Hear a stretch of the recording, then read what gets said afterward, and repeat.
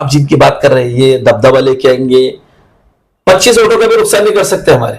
25 वोटों का 25 वोटों का नुकसान नहीं कर सकते। एमआईएम पार्टी की जो मजबूत, जो इम्तियाज जलील साहब को 1 लाख वोट मिले, जो नासिर सिद्दीकी साहब को 1 लाख वोट मिले, ये रेशो बढ़ेगा। क्यों नहीं करेंगे? ये दीन का काम थोड़ी है सर, एक बात सियासत में आप ये दीन का काम थोड़ी है। कल ये किरिस सुमय आया, दीन का काम नहीं है ना किरिस सुमय आया, सर, ये दीन का काम नहीं है। समाज की बात करने वाला है। आप सवाल नहीं सुन रहे, आप बताइए, ये दीन का काम थोड़ी है। नहीं थोड़ी है कि समाज का काम है, समाज का काम है, कौम की बर्बादी का काम है। अरे भाई आप मिलत को समझ नहीं, खौफ और मिल्लत मिलत के मायने मेरे की बात कर रहा नहीं, कौम बोले तो कौन? अरे कौम में सभी आते, लेकिन कौम और मिल्लत क्या बार बार कौम और मिल्लत क्यों कहते हैं? आपको तकलीफ है? कौम और मिल्लत की तकलीफ नहीं है, लेकिन अगर आपको तकलीफ है तो बोलो, अल्फाज बदल देते हैं। आप अभी कहते हैं, आप बाबा करते हैं, हम कौम और मिल्लत की बात नहीं करते। अभी जालना चंपा चौक से लेकर तो जालना रोड तक के रास्ते का काम को हाथ में लिया है। ये रोड का निकलना बेहद जरूरी है। यकीनन हमारी बातों से कुछ लोगों को तकलीफ होती होगी जिनके घरों पे से छत जा रहे, लेकिन उनका पुनर्वसन पहले होना चाहिए। हमारी बात को समझने की कोशिश करो। अब जो है, अब मनपा का इलेक्शन आपके सर पे है, आप पूरी मजबूती के साथ मेरे ख्याल से आप इलेक्शन लड़ने के मूड में है, लेकिन होगा ये कि एक बार से एक ही टिकट बटेगा, एक ही शख्स को टिकट दिया जाएगा। अब जो लोग टिकट नहीं, जिन लोगों को नहीं दिया जाएगा वो तो आपके विरोध में उतरना है, क्योंकि 10 साल 15 साल 12 साल से वो आपके साथ कहीं ना कहीं लगे हुए हैं। मैं आपको कह चुका हूं, वो लोग आपके साथ लगे हुए हैं। उन लोगों के बारे में क्या सोचा इस्तेमाल कर सकते? अगर उनको लगेगा कि भाई शहर को आप स्मार्ट बना रहे, तो क्या है, जहां पर लोगों की बातें सुनी जाती है, जो लोगों का दलन है, जहां से लोगों को न्याय दिया जाता है, जहां पर जी श्रीकांत साहब बैठते हैं, तुम्हारे रंजीत पाटिल साहब बैठते हैं, जहां हमारे हायर अथॉरिटी बैठते हैं, हमारे वाहुड़े साहब बैठते हैं, तो क्या उन केबिलों को अगर रन रोहन करके अगर उनको अच्छा बनाया जाता है, गलत बात है क्या? और कल को अगर जी श्रीकांत साहब अगर यहाँ से चले जाएंगे, वाहुड़े साहब का ट्रांसफर हो जाएगा, रंजीत पाटिल साहब का ऐसे ट्रांसफर हो जाएंगे, तो क्या केबिन साथ लेकर चल जाने वाले हैं? आप लोग देख रहे हैं औरंगाबाद एक्सप्रेस न्यूज। मैं आपका दोस्त अल्ताफ हुसैन। जैसे हमने कहा कि हमारे कॉन्सेप्ट में हर उस प्रवक्ता को, हर उस भावी माजी आरजी को हम जो है उस नेता को आपसे रूबरू कराएंगे। हमारे कॉन्सेप्ट का नाम हम लोगों ने रखा है कि सवाल हमारे जवाब नेता के। तो मेरे साथ आज एक ऐसी प्रवक्ता जुड़े हैं जो बेबाक प्रवक्ता है, AIMIM के प्रवक्ता जनाब आरिफ हुसैनी सर मेरे साथ जुड़ चुके हैं और अब सवालों के घेरे में होंगे। आरिफ हुसैनी सर मेरे साथ जुड़ चुके हैं। सर वेलकम है आपका औरंगाबाद एक्सप्रेस न्यूज में। बड़े दिनों के बाद में मुलाकात हुई है और जब से मेरा नया चैनल स्टार्ट हुआ पहली बार शायद आपसे मुलाकात हुई है। आपको भी बहुत बहुत मुबारक, आपके नए चैनल को बहुत बहुत मुबारक। अच्छा, एक सवाल सीधा ये है, बहुत दिन हो गए हैं आपके बॉडी डिसॉल्व होकर, नई बॉडी बनने में आखिर क्यों देर लग रही है? एमआईएम की नई बॉडी बनने में क्या वजह है? चेहरे नहीं है या फिर कोई ऐसा चेहरा है जिसको आप लाना चाहते हैं? देखिए, हमारे पास में चेहरे बेशुमार है और उसके अंदर तय करना बड़ा मुश्किल हो सकता है कि आप बेहतर हो तो आपसे बेहतर ये भी दिखाई दे रहे हैं, इनसे बेहतर कोई और भी दिखाई दे रहे हैं। लेकिन ये सारे इख्तियारात, ये सारे अधिकार और ये सारे राइट्स अगर किसी के पास में है तो हमारे प्रदेश के खासदार इम्तियाज जलील साहब के पास में मौजूद है और उसके ऊपर विचार विमर्श हो रहा है और इंशाल्लाह ऐसा हो सकता है कि बहुत जल्दी आपकी ये शिकायत भी दूर हो जाएगी। चलिए, अभी जिस तरीके से वार पलटवार है, सवालों का सिलसिला शुरू है, कांग्रेस आपके ऊपर बड़े पेचीदे सवाल रख रही है। क्यों आखिर ये हो रहा है कि औरंगजेब के नाम को लेकर एमआईएम जो है औरंगाबाद में सियासत करती है? क्योंकि सियासत शुरुआत वहां से हुई है कि अकबरुद्दीन ओवैसी साहब गए थे, वहां से जो मामला शुरू हुआ औरंगाबाद के नाम को लेकर हुआ, फिर जो मामला हुए सारे पेचीदे आपके सामने हैं। हो गया आपकी बात। आपने लिए कांग्रेस पार्टी का नाम, शहर में कांग्रेस पार्टी है क्या? है ना, उनके शहर अध्यक्ष है, उनके जिला अध्यक्ष है, वो आपको दिखते होंगे। हम तो दूरबीन से सामाजिक काम के टाइम पे ढूंढते तो हमको तो क्या जमीन पे दिखाई नहीं, इंसान को विरोधी दिखता भी। और रही सवाल, आप औरंगजेब रहमतुल्लाह अलैह के बारे में बात कर रहे हैं, तो क्या उनकी बारगाह पे जाकर अगर हम उनकी जियारत करें तो क्या ममनू है ये? अरे आप तो जब नहीं गए तो बोलते थे कि क्यों नहीं गए, अब गए तो थोड़ा सवाल कर रहे कि क्यों गए। और तनहा के अकबर ओवैसी साहब गए क्या प्रकाश अंबेडकर साहब नहीं गए थे? आया आपका सवाल कभी ऐसा निकला कभी कांग्रेस के मुंह से? निकला कभी मुंह से? लेकिन नजर हम पे क्यों है कि जनता के दिल और दिमाग के अंदर सिर्फ एमआईएम पार्टी है, इसलिए सवाल हमसे। और ये कांग्रेस को बोलना, पहले जमीन पे उतरो, समाजों के दुख दर्द में आओ, हाशिए पे चले गए तुम, क्या हमसे सवाल कर? आपने जैसे कहा कि पहले हम पर सवाल उठते हैं कि हम वहां जाते हैं तो, लेकिन सवाल आपको इसलिए उठता है क्योंकि आपके माजी खासदार ने जिस तरीके का स्टेटमेंट दिया था, आले गेले मेले, उसके ऊपर सवाल उठते हैं कि आप एक तरफ वहां पर जाते भी हैं, आप उनका विरोध भी करते हैं, एक्चुअली आप चाहते क्या है? सुनिए ना, आपके पास शिकायत करने वाले लोग कम अकल और आप बगैर स्टडी के सवाल करते हैं, बगैर स्टडी के। मैं क्लियर आपके मुंह पे बोलूं, अगर आप इम्तियाज जलील साहब का पूरा बयान और उनका पूरा स्टेटमेंट देखेंगे, आपका ये सवाल आएंगे नहीं। आले मेले गेले का जो लफ्ज है, मैं फिर आखिरी बार कह रहा हूं कि वो उस वक्त के रजाकारों के ताल्लुक से कहा, औरंगजेब रहमतुल्लाह के ताल्लुक से नहीं कहा। कितने बार बोलिए बात को। लेकिन ये जो नादान लोग आपको सवाल करते ना, जाहिल, नो कॉलेज नो नॉलेज, तो इनके सवाल लेके कम से कम आप मत करो ऐसे सवाल। आप पहले स्टेटमेंट का अध्ययन कर लो, उसकी स्टडी कर लो, वाकई में किस पशुपेश में कहा गया है, तो उसके बाद ये सवाल खड़े नहीं सर। और दूसरी एक चीज, महाराष्ट्र गवर्नमेंट ने जब नोटिफिकेशन निकाल दिया शहर के औरंगाबाद के नाम को संभाजी नगर कर देने का, तो इसकी लड़ाई जमहूरी तरीके से लड़ना था क्या नहीं था? आप जवाब दीजिए। हाँ, जमहूरी तरीके से लड़ना चाहिए था। तो फिर इम्तियाज जलील साहब ने कौन से तरीके से लड़ा? जमहूरी तर्ज अमल पे लड़ा गया ना। उसके बाद ये सवाल खड़े होते क्या?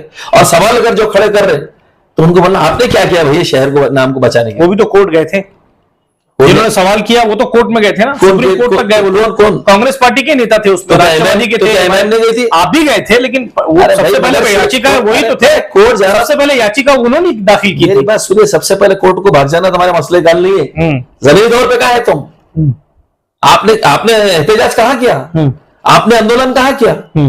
क्या आपको अकल इख्तियार ये बात करने का?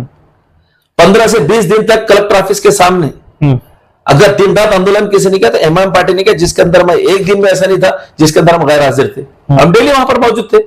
जिनको औरंगाबाद के नाम से मोहब्बत थी वो लोग एहतजाज में आए, और जिन लोगों को खाली नौटंकी और ड्रामेबाजियां करने की थी उन्होंने ड्रामेबाजियां करके कोर्ट में गए, पूरे केस के सत्यानाश कर डाले। आपको ऐसा लगता है उनको वजह से कोर्ट का सत्यानाश हुआ? इतनी जल्दबाजी करने की जरूरत ही नहीं थी कोर्ट में जाने की। दूसरी चीज कि जब हमने एहतजाज किया, जब हमने प्रोटेस्ट किया, जब हमने आंदोलन किया, मालूम है 2 लाख के लगभग का जुलूस निकाले थे। मुकदमा किस पे दाखिल हुए? ये कांग्रेस वाले पे हुए थे क्या? इम्तियाज जलील साहब पे मुकदमा दाखिल, महफूज रहमान साहब पे मुकदमा दाखिल, नासिर सिद्दीकी साहब पे मुकदमा दाखिल, शुक्र सालार साहब पे मुकदमा दाखिल, आरिफ हुसैनी पे मुकदमा दाखिल, फिरोज खान पे मुकदमा। लाखों लोगों का मजमा इकट्ठा करके एहतजाज करने का कम से कम 30 से 35 लोगों के ऊपर मुकदमा दाखिल की थी आपकी हुकूमत ने, कि औरंगाबाद का नाम बचाने के मकसद से ये लोग एक जाओ कि इन्होंने गैर कानूनी तरीके से वो निकाला, जुलूस निकाला।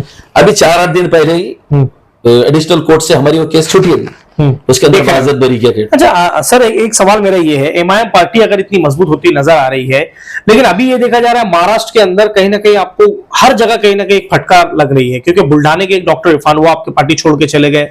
धुलिया से अगर मैं देखूं तो माजी आमदार फारूक शाह चले गए। उसके अलावा अगर मैं आगे देखूं, मुंबई में लास्ट टाइम बड़ा हंगामा हुआ था। आखिर ऐसे क्यों हो रहा है? आपकी पार्टी मुझे लगता है पड़ाव जमा नहीं पा रही है, या फिर टिकट को लेकर कहीं ना कहीं अनबन हो रही है? देखिए, ये हर जगह कहीं ना कहीं नजर आ रहा है, निकलने के बाद में आप पर आरोप भी लगते हैं। नहीं देखो, निकलने के बाद ही लगते हैं ना। जब जाती मफाद पूरे नहीं होते हैं तो फिर क्या रहता बाद में, बाकी क्या रह जाता है? आप जैसा बजरी के फटका लग रहा है, चटका लग रहा है हमको। बुल्ढाना के अंदर कौन गया कौन आया मायने नहीं रखता, लेकिन जब हमारे कायदे मोहतरम इम्तियाज जलील साहब बुल्ढाने में गए तो क्या लाखों लोगों का जमे गफिर आपने नहीं देखा? देखा नहीं देखा? देखा। लोगों की ताकत एमआईएम के साथ है कि जाने वालों के साथ में? और जैसा आपने कहा कि हमारे और किसका नाम लिया, फारूक शाह साहब। फारूक शाह साहब हमारे एमएलए थे और वो पार्टी छोड़ के उन्होंने क्या तोहमत रखा? कोई इल्जाम नहीं लगा उन्होंने पार्टी के ऊपर। देखा नहीं शायद फिर आपने? अगर लगा हुआ तो बताइए आप, मैं क्यों देखते हुए? आपने उनकी वीडियो देखी नहीं? अगर जो हमारी पार्टी छोड़ के जा रहे हैं उनके बारे में मालूमात क्यों रखूं? जब तक थे कोई इल्जाम नहीं लगा। और रही दूसरी बात, आप जैसा कह रहे हैं कि भाई ये छोड़ के चल जा रहे, वो छोड़ के चल जा रहे, देखिए जनाब, सियासत के अंदर 2 मेयार चलते हैं। एक कौम और मिल्लत का मफाद चलता है और एक जाती मफाद चलता है। जाती मफाद पूरे नहीं हुए तो जब पूरे होते हैं वहां दिखाई देंगे, और कौम और मिल्लत का मफाद अगर आपके हक में है और आप उसके लिए लड़ रहे हैं तो आप एमआईएम में मजबूत दिखाई देंगे। अच्छा, मतलब आपको ऐसा लगता है कि जाती मफाद अगर पूरे नहीं हो रहे तो लोग पार्टी छोड़ के जा रहे हैं? कहाँ गए? देखिए, उसके अलावा कोई नाराजगी नहीं है पार्टी के अंदर? मेरे भाई बताइए ना, उसके अलावा कोई नाराजगी? पक्षों के अंदर जाने का मकसद क्या होता? जाती मफाद क्या होता? अब जो है मनपा का इलेक्शन आपके सर पे है, आप पूरी मजबूती के साथ मेरे ख्याल से आप इलेक्शन लड़ने के मूड में है, लेकिन होगा ये कि एक बार से एक ही टिकट बटेगा, एक ही शख्स को टिकट दिया जाएगा। अब जो लोग टिकट नहीं, जिन लोगों को नहीं दिया जाएगा वो तो आपके विरोध में उतरना है, क्योंकि 10 साल 15 साल 12 साल से वो आपके साथ कहीं ना कहीं लगे हुए। मैं आपको कह चुका हूं, वो लोग आपके साथ लगे हुए हैं, उन लोगों के बारे में क्या सोचा है? आपको कह चुका हूं कि मिल्लत का और कौम का मफाद जिनके सीनों में है, जिन्होंने इसका दामन थामा एमआईएम का, वो कभी बागी नहीं होंगे। सब खौफ मिल्लत की बात अगर आप क्यों नहीं करेंगे? ये दीन का काम थोड़ी है सर, सियासत में ये दीन का काम थोड़ी है। कल किरिश सुमई आया, दीन का काम नहीं है ना सुमई आया, ये दीन का काम नहीं है। आप सवाल नहीं सुन रहे, ये दीन का काम थोड़ी है, नहीं थोड़ी है कि समाज का काम है, समाज का काम है, कौम की बर्बादी का काम है। अरे भाई आपने मेरी बात, अभी आपने कहा कि भाई जो लोग कौम और मिल्लत का हमदर्द रखते हैं वो पार्टी छोड़ के नहीं जाएंगे। यहाँ पर कोई दीन इस्लाम का काम थोड़ी चल रहा है सर, क्योंकि सभी तो यहाँ पर जो आए सियासत करने के लिए, सियासत करने के लिए, जरूरी नहीं है कि वो जो तुम्हारी गवर्नमेंट जवाब लीजिए ना, बोलिए आप क्या चाहते हैं? अरे मैं ये चाहता हूं कि जो लोग इतने सालों से पार्टी में, उनके बारे में क्या सोचा है आपने?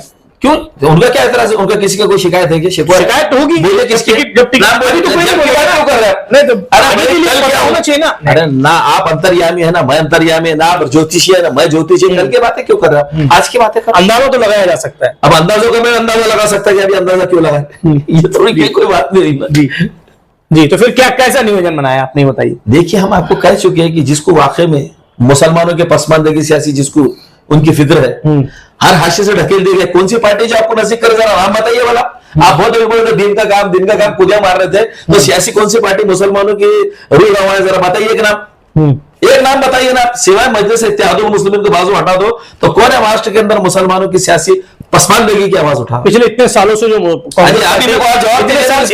वही बता रहा हूँ, इतने सालों से कांग्रेस जो है मुसलमानों के फेवर में थी। बीजेपी 2014 के बाद जब आई, उससे पहले तो मुसलमान जो है अपने अच्छे से आसानी से जिंदगी आपका। हाँ जी जी जी बिल्कुल दीजिए आप। जब मुसलमानों की सियासी पसमानदगी है, ये तो है ना, मानते ना, तो इसकी आवाज कहाँ उठाई जाएगी? विधानसभा पार्लियामेंट में। विधानसभा पार्लियामेंट के अंदर ना 2014 के इलेक्शन का अभी रिकॉर्ड निकालो, 48 में से एक मुसलमान को टिकट नहीं दी कांग्रेस ने। क्या कांग्रेस का ढोल पीट रहे? एक कांग्रेस को टिकट, कांग्रेस वाले मुसलमान को टिकट देते नहीं। अरबी जहां टिकट, लेकिन एमएलसी के रूप में तो दिया है ना। इमरान प्रतापगढ़ी आपके सामने चेहरा है जो पार्लियामेंट में जो है बुलंद आवाज कर रहा है। क्यों तुमको ऐसा क्यों लगता है कि कोई मुसलमान जीत नहीं सकता 48 सीटों? ऐसा नहीं है, ऐसा क्यों लगता आपको? जहां पर जब इम्तियाज जलील साहब जैसी शख्सियत यहाँ से जीत सकती, तो महाराष्ट्र के अंदर ऐसे कई जब जीते थे तो आपके साथ में वैसी ताकत भी थी। वंचित बहुजन आघाड़ी कांग्रेस की बात क्या बोल रहा हूँ, आप जब जीते थे आपके साथ में वंचित बहुजन आघाड़ी थी। आप अकेले के वोटों पर नहीं जीते थे। आपको 2019 में दलित समाज ने भर भर के वोट दिया था, उसके बाद में आप जीते थे। ये आपको मानना पड़ेगा। हो गया बात आपकी जी। अच्छा, हमको वंचित आघाड़ी ने सपोर्ट करी थी, बराबर वंचित आघाड़ी की बात नहीं करे, दलित भाइयों ने हमको सपोर्ट किया। ये बात आप समझ लो भाई। प्लेटफॉर्म तो वंचित बहुजन आघाड़ी का था ना। अब आप उनके प्रवक्ता बन गए क्या? अरे सर मैं सवाल कर रहा हूं, प्रवक्ता ही बोल रहे हैं। अरे तो हमको जवाब दे देते। चलिए हाँ। दलित समाज ने हमको खुल के सपोर्ट किया, और दलित समाज का सियासी एहसान हमेशा हमारे ऊपर है। हमने इस बात से कभी इनकार नहीं किया, लेकिन हर बार लाके दूसरी बात, तीसरी बात, अरे भाई उनके जब नेता है जिन पार्टी की आप बात करें, वंचित बहुजन आघाड़ी की, 1000 बार उनसे मेहनतें कर ले दलित मुसलमानों को एक जगह लाने की। अगर वो नहीं आना चाहते साथ में, उन्होंने मन बना कर रख लिया कुछ और ताकतों को ताकत देने का, तब क्या करना? आपके पैर पड़ लेना, कि पेट मोटे डाल, क्या करना? बोलिए आप। बोले तो क्या तरह से आपकी तरफ से कोशिश हो चुकी है? कहां कम पड़े हम बताइए ना। यहां तक कि जब अभी इलेक्शन लड़ा गया पार्लियामेंट का, अभी रिसेंट का इलेक्शन जब लड़ा गया 2024 का, हमारी युति नहीं होने के बावजूद सपोर्ट किया महाराष्ट्र के प्रदेश अध्यक्ष इम्तियाज जलील साहब ने सपोर्ट किया। और हमारा क्यों, फिर आप हमको जवाब तो दे दीजिए। वंचित बहुजन आघाड़ी के उम्मीदवार जनाब प्रकाश अंबेडकर साहब को, चाहे आप हमारी मुखालिफत में होने के बावजूद, हमने आपको समर्थन डिक्लेयर कर दिया। क्यों? तो आपका हम पर सियासी एहसान है, हम उसको चुकाने की पूरी कोशिश करें। गलत कहां है भाई? हम कहां है गलत? हमारा कोई एक ऐसा काम आपको दलित समाज के खिलाफ कभी दिखाई नहीं देगा, पीड़ित समाज के साथ दिखाई नहीं देगा। एक बिल्कुल जो बेचारा सही आम हिंदू है, जो वाकई में जो सेकुलर है, क्यों हम उनके खिलाफ भी किसी की बात करेंगे? आपको ऐसा क्यों लगता है कि एमआईएम मैसेज करेंगी, एमआईएम मैसेज करेंगी? अंदाजा तो लगाया जा सकता है ना। आपके अंदाजा। चलिए सुनिए, मुझे एक चीज बताइए। बिहार इलेक्शन हो रहा है, कितने सीटें की तैयारी है?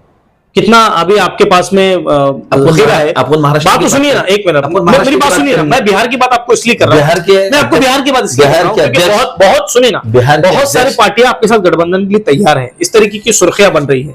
तो आप एक प्रवक्ता, इसलिए सवाल मैं आपसे कर रहा हूँ, कितने सीटों का लगभग आपका अंदाजा है? उनके पूरे इख्तियार, हमारे अख्तरुल ईमान साहब जो बिहार के अध्यक्ष हैं, उनको इसके पूरे इख्तियार दिए जा चुके हैं।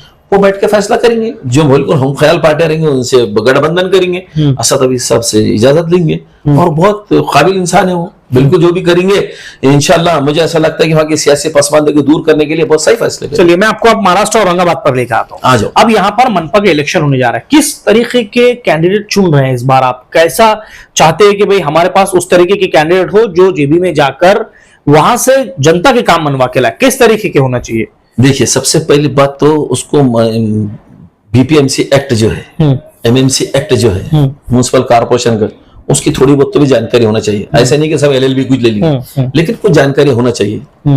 मराठी को उसके ऊपर थोड़ा बहुत कमांड होना चाहिए जी, कमांड होनी चाहिए। उसी के साथ साथ वेल क्वालिफाइड तो होना चाहिए। और जिस क्षेत्र से, जिस इलाके से, जिस जिम्मे से आप लड़ रहे हैं वहां पर आपकी समस्याएं कौन कौन सी है और उसको किस कुछ असलूबी से आप कर सकते हैं, ऐसी शख्सियतों के इम्तियाज जलील सब तरजीह देंगे। उस तरीके के चेहरे आपको लगता है? उस तरीके के चेहरों को ही तरजीह दी जाएगी। अच्छा, जैसे कि लास्ट टाइम जो 26 नगर सेवक चुन के आए थे, तो जो 26 नगर सेवक थे क्या उनको टिकट रिपीट होगा? क्योंकि आप एक प्रवक्ता है।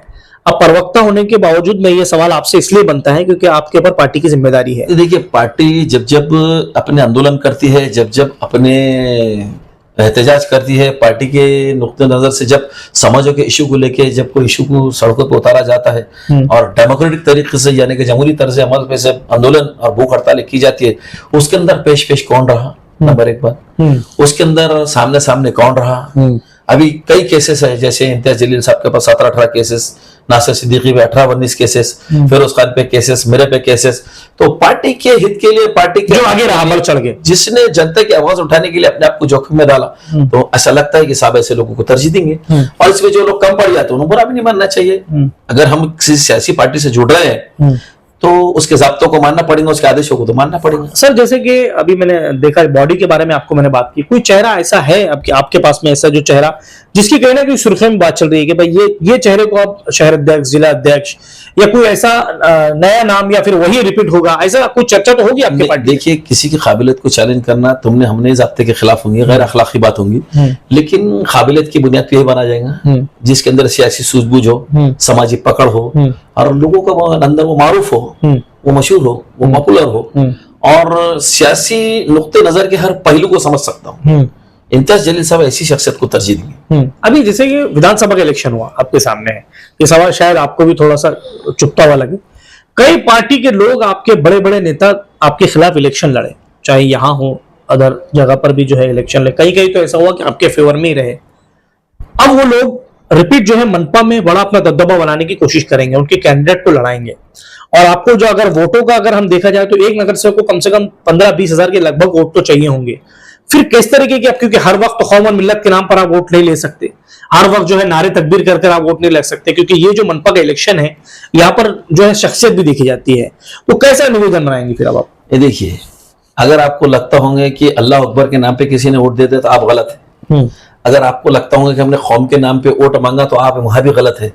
एमआईएम पार्टी ने जनाब जमीन के ऊपर पर उतर कर दलित समाज, मुस्लिम समाज के तमाम सवालों को उठाया है, लोगों के दिलों में मजबूत जगह बनाई है, तब जाके वोट मिले। और रही आप जो कारपोरेशन इलेक्शन की बात कर रहे हैं कि अब दबदबा उनका रहेगा, इनका रहेगा, ऐसी बातें करके असेंबली के अंदर आए थे सत्यानाश करने वाले लोग, खुद की जमानत नहीं बचा सके, फिर चेहरे और रूप बदल के आ जाएंगे नुकसान पहुंचाने के मकसद से।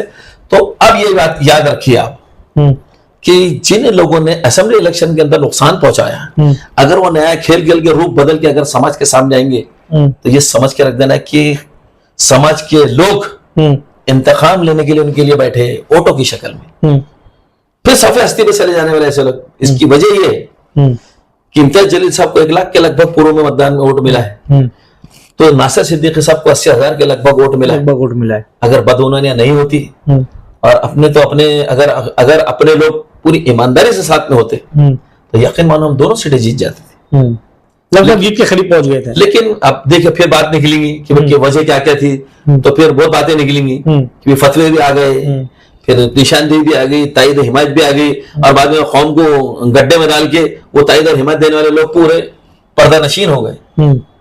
लेकिन कौम और मिल्लत की आवाज को, सियासी पसमानदगी को अगर पूरी बेबाकी से, ईमानदारी से अगर कोई उठा रहा है और उठाता रहेगा तो वो सिर्फ और सिर्फ एमआईएम पार्टी ही आपको दिखाई देगी। आप जिनकी बात कर रहे हैं ये दबदबा लेके आएंगे, 25 वोटों का भी नुकसान नहीं कर सकते हमारे, 25 वोटों का 25 वोटों का नुकसान नहीं कर सकते। एमआईएम पार्टी की जो मजबूत, जो इम्तियाज जलील साहब को 1 लाख वोट मिले, जो नासिर सिद्दीकी साहब को 1 लाख वोट मिले, ये रेशो बढ़ेगा, कम नहीं होगा। अच्छा, एक सवाल ऐसा है, कल मेरी बात हुई कांग्रेस के प्रवक्ता से, उन्होंने आपके ऊपर एक सवालिया निशान उठाया है और उन्होंने कहा है कि ओवैसी स्कूल का ग्राउंड आज तक जो है वैसे ही पड़ा है, वहां पर जो पार्टी लगी हुई है आज भी वैसी है, ना वो स्कूल बना है, ना ग्राउंड की आपने वादा किया था, ना ग्राउंड बना, ना ओवैसी हॉस्पिटल यहां पर बना। 2014 से लेकर 2025 आ गया है, लगभग अरसा, काफी ज्यादा अरसा चला गया है। क्यों आखिर ओवैसी हॉस्पिटल नहीं है, क्यों आखिर ग्राउंड नहीं है, क्यों आखिर जो है सियासी पार्टियों ने हम पर इल्जाम लगाना, हमसे बात करना है, फितरी बात है, ये चलता रहेगा। अब आप जैसा बोल रहे कि कांग्रेस वालों ने ये सवाल उठाए हैं, तो कांग्रेस वालों ने सबसे पहले इस सवाल का जवाब दे देना कि मुस्लिम वोटों के ऊपर इनकी जो एमपी को चुन की दी, वर्षा, क्या नाम है, वंशा गायकवाड़ की, उसके बारे में आपके पहले क्या ख्याल है, पहले आप वो जाहिर कर दीजिए बोलना, उसके बाद एमआईएम आपके सारे सवालों का जवाब दे दी। अच्छा, आप ये चाहते कि पहले उन्होंने ये जवाब देना चाहिए? नहीं है क्या सवाल ये? बिल्कुल सवाल है ना, मैंने ये सवाल उनसे पूछा भी। उन्होंने कहा कि वर्षा गायकवाड़ का ये कहना था कि भाई अगर उनसे पत्रकार ने पूछा है कि मुंबई बम विस्फोट के लोग जो वहां पर बरी हुए, तो उनका ये मानना था कि भाई उन्होंने जो, तो कोर्ट ने जो फैसला सही था वो दिया है। ठीक है, कहा ना उन्होंने ऐसा। तो फिर वर्षा गायकवाड़ साहिबा ने मालेगांव के जो आरोपी छूटे, अतिरी के जो छूटे, उनके बारे में कुछ कहा गया? नहीं, अभी तक तो कोई स्टेट, ये भी पूछो, पूछे ये बात। तो आप ये चाहते हैं कि पहले वो जवाब दे, उसके बाद आप उनको ये जवाब दें? बड़ा सीधा सवाल है भाई, कौम के वोट लेके कौम का सत्यानाश करने वाले ये लोग ये सवाल करेंगे क्या हमसे? सर, अभी महाराष्ट्र में इलेक्शन जब होंगे तो 3 अघाड़ी एक साथ लड़ेगी, क्योंकि आधी शिवसेना, आधी राष्ट्रवादी और कांग्रेस, यहां से मनपा की इलेक्शन भी लड़ेगी। और आप, अगर आपके साथ गठबंधन किसी का होता है तो आपके साथ कोई रहेगा, अदरवाइज आप अकेले इलेक्शन लड़ेंगे।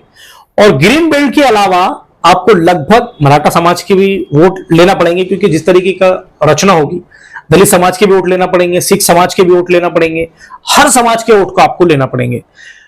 फिर कैसा, फिर क्या होगा? क्योंकि एक चेहरा असदुद्दीन ओवैसी, इम्तियाज जलील साहब, चलिए इम्तियाज जलील साहब ने तो लगभग यहां पर खत्म किया है बहुत सारी चीजें, लेकिन असदुद्दीन ओवैसी मुस्लिम चेहरा उभर के आता है। आपके सवाल का एक ही जवाब है जी, तू न मिट जाएगा ईरान के मिट जाने से, न शमय को ताल्लुक नहीं पैमाने से, है अया यूरेश तातार के अफसाने से, पासमा मिल गए काबे को सनम खाने से। आप दूसरों की फिक्र करो, कौम और मिल्लत के पिछड़े हुए लोगों की फिक्र करने वाली एमआईएम है, और एमआईएम की लाज और इज्जत रखने वालों का वोट बैंक यहाँ मौजूद है। अभी आपने कहा कि हम कौम और मिल्लत के नाम पर वोट नहीं मांगते, फिर आप कर रहे कौम और मिल्लत। अच्छा, कौम आप किसको समझते? बोलिए, किसको समझते? कौम और मिल्लत, मिल्लत के मायने मेरी की बात कर रहा नहीं, कौन? अरे कौम में सभी आते, लेकिन कौम और मिल्लत क्या बार बार कौम और मिल्लत क्यों कहते हैं? तकलीफ है, कौम और मिल्लत की तकलीफ नहीं है, लेकिन अगर आपको तकलीफ है तो बोलो, आप अभी कहते हैं आप बार करते हैं हम रोटी नहीं मांगा कौम और मिल्लत। अल्ताफ हुसैन साहब चैनल पे रिपोर्टर, आप ये कहते हैं कि हमको कौम और मिल्लत के नाम पे हमने वोट ही नहीं करा, फिर कहते हैं कौम और मिल्लत का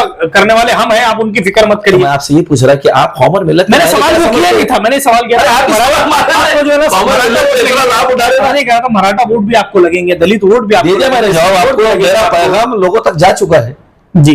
अब आप खींचतान के उसको कहीं भी लाने की कोशिश मत करो, जवाब जाना था जा चुका है। अच्छा, आप ये कहते हैं कि आपको लोग पसंद करेंगे, मतलब आपके साथ पार्टी में लोग आने के लिए भी तैयार है? हमारे काम की बुनियाद पे। अच्छा, आपकी काम की बुनियाद। सवाल और क्या चीज है? क्या कोई दूर के हीरे लगे हुए क्या हमको? आज जो टैक्स को 95% ब्याज दर के अंदर छूट दिलाई एमआईएम पार्टी ने दिलाई, और सिटी के अंदर जमीन के ऊपर जितने भी पुख्ता काम हुए दिख रहे हैं आपको सड़कों के, एमआईएम पार्टी की देन है। कौन सा काम है ऐसा जनाब जिसके लिए अभी अतिक्रमण बड़ी जोरों से हो रहा था, लेकिन अभी कुछ दिनों से थोड़ा रुका हुआ है। मुझे लगता है बहुत जल्द चंपा चौक का आपका इलाका है, या उसके अलावा नारेगांव है, उसके अलावा हरसूल है, ये इलाके भी टूटने वाले हैं। इस पे क्या भूमिका रखते हैं आप? देखिए, शहर के डेवलपमेंट प्लान का काम जी श्रीकांत साहब ने हाथ में लिया है, और जी श्रीकांत साहब को मैं तो कहूंगा कि जितने कमिश्नर आज तक 1988 से लेके आज तक महापालिका में आए, मैं ये नहीं कहूंगा कि वो खराब थे, लेकिन उसमें सबसे बेहतर ओल्ड सिटी को डेवलप करने वाला, अगर जदीद औरंगाबाद, हमारे ओल्ड औरंगाबाद को तरक्की पे किसी ने ले गया तो जी श्रीकांत साहब ने ले गए। इसके लिए मैं उनका स्वागत करता हूं, उनका इस्तकबाल करता हूं। और रही देखिए अब इसके अंदर अभी तक जो अतिक्रमण का काम हो रहा है, मास्टर प्लान पे काम हो रहा है, तो देखिए शहर के अंदर आबादी बढ़ रही है, शहर के अंदर आबादी बिल्कुल जंगी पैमाने के ऊपर क़यामत है, सोहरा बापा हो चुकी है, इतनी बड़ी आबादी आ चुकी है। तो आपको नहीं लगता 50 साल पहले जो मास्टर प्लान बना था वो रोड चौड़े होने चाहिए, वो रोड डेवलप होने चाहिए? हाँ, इसमें कोई शक नहीं कि जो गरीब गुरबा लोग हैं, वाकई में जहाँ मिसा ने जिनके घर पे एक ही छत है, उनके पुनर्वसन का काम होना चाहिए, उनके लिए पर्याय व्यवस्था होनी चाहिए। उसके लिए हमने पहले भी कह चुके, आपके आज इंदोलन से पहले कहे कि अभी तक जो कार्रवाई चल रही है जी श्रीकांत साहब की, वो टी पॉइंट की तरफ चल रही है, पड़ेगांव पे चल रही है, या जालना रोड पे चल रही है, हरसुल की तरफ चल रही है। यहाँ मेरे को नहीं लगता गरीब कोई है। इसका ये मतलब नहीं कि हम अमीरों के खिलाफ है, लेकिन यहाँ गुरबाओं की तरफ ऐसी कोई नहीं। हमने ये बात श्रीकांत साहब से की भी।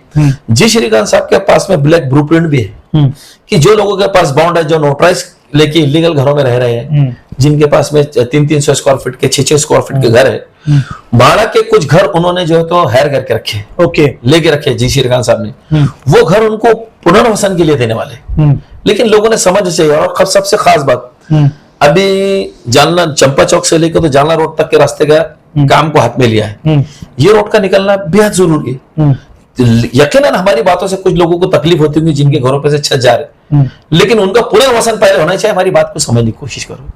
जिनके अगर जगह जा रही तो उनको टीडीआर मिलना चाहिए, जिनकी जगह जा रही उनको मुबादला मिलना चाहिए, मुबादले की शक्ल में जो जो दे सकते हैं जिस तरीके का रास्ता बन सकता है। और जी श्रीकांत साहब इंसाफ पसंद इंसान है। मैंने देखा अगर आप जायज मुतालबा लेके जाएंगे तो यकीनन वो काम होना है। ये ऐसा नहीं कि हमको सुरखाब के पर लगे हमारी बात तो सुन लेते। आप अगर कोई सही काम लेंगे तो सबका सुनेंगे, दलित समाज का, हिंदू समाज का।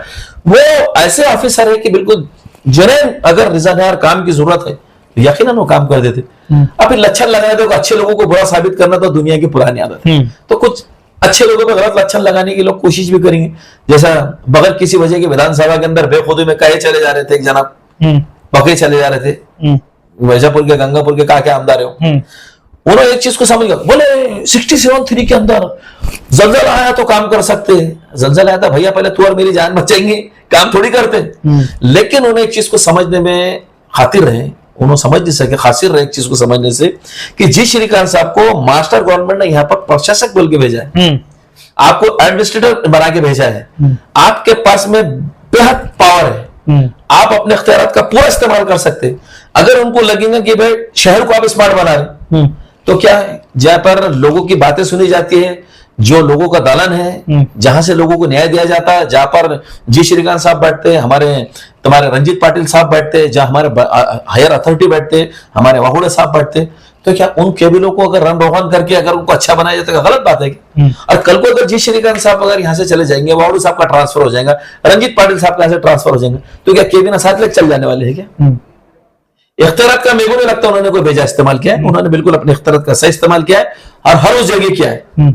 अगर कभी आंख खोल के देखेंगे तो ऐसी ऐसी जगह जहां जरूरत थी इस कलम को लागू करने की, 67-3 की, बराबर लागू करके डनिश के कई काम करा के दिए, रोड बंडिंग के गड्ढे बंद करके दिए, बिल्कुल काम कराए। अब सर एक आखिरी सवाल मेरा ऐसा है कि शहर में मनपा के वक्त में कोई ऐसे चेहरे हैं आपके पास में जो आपके पार्टी में आने वाले हैं और मतलब ये है कि हिमायत उससे मजबूत होने वाली है? नहीं, बिल्कुल है हमारे पास में ऐसे लोगों से हमारी गुफ्त शनीद भी जारी है। हम खुद अप्रोच भी ऐसे लोगों के पास हो रहे हैं। हम तो इत्तेहाद अल मुस्लिमीन का पैगाम लेके निकले हैं, तो हम तो बैर किसी से नहीं रखते। लेकिन जहाँ जाती मफाद आ जाता तो लोग जबरदस्ती फितना, लेकिन बस कांग्रेस के राष्ट्रवादी के मुसलमानों से नाराजगी है। नहीं, नाराजगी का सवाल नहीं। अगर वो हमारे एजेंडे को मंशूर को मानते हैं, इम्तियाज जलील साहब की क़यादत को मानते हैं और पार्टी में अगर आते तो वेलकम, उनका कौन इनकार करेंगे? अगर मैं किसी पार्टी में हूँ तो दूसरे की क़यादत को क्यों मानूं मैं? तो मुआतर है तो हम क्या बोल रहे मानो, बोल के आप ही कह रहे हैं इम्तियाज जलील साहब की क़यादत को अगर मानते हैं, मैं आना चाह रहे तो बोला ना, आप समझे इतनी बात। तो वो कांग्रेस और राष्ट्रवादी छोड़ के आपकी बड़ी पार्टी छोड़ के नेशनल पार्टी छोड़ के आपकी पार्टी में क्यों आएंगे? उनके नेता मुबारक, वो ये बोलिए ना, क्योंकि वो इतनी बड़ी पार्टी छोड़ के आपके पास क्यों आएंगे? आपके पास महाराष्ट्र में एक एमएलए, बिल्कुल बहुत बड़ी पार्टी है भाई, बिल्कुल हमारे पास में एक है और जितने लोग मुसलमानों के पास जा रहे एमएलसी बनो बोल रहा हूँ। नहीं तो कैबिनेट मिनिस्टर बनो, दिया भी है ना, कैबिनेट मिनिस्टर बनो, दिया भी है। बीजेपी से हाथ मिला रही, मुसलमान से कितनी मोहब्बत रखते, काय को हमको बोलने लगा। कांग्रेस बीजेपी हाथ मिला रही है, आपको ऐसा लगता है? राष्ट्रवादी किधर मिली हुई?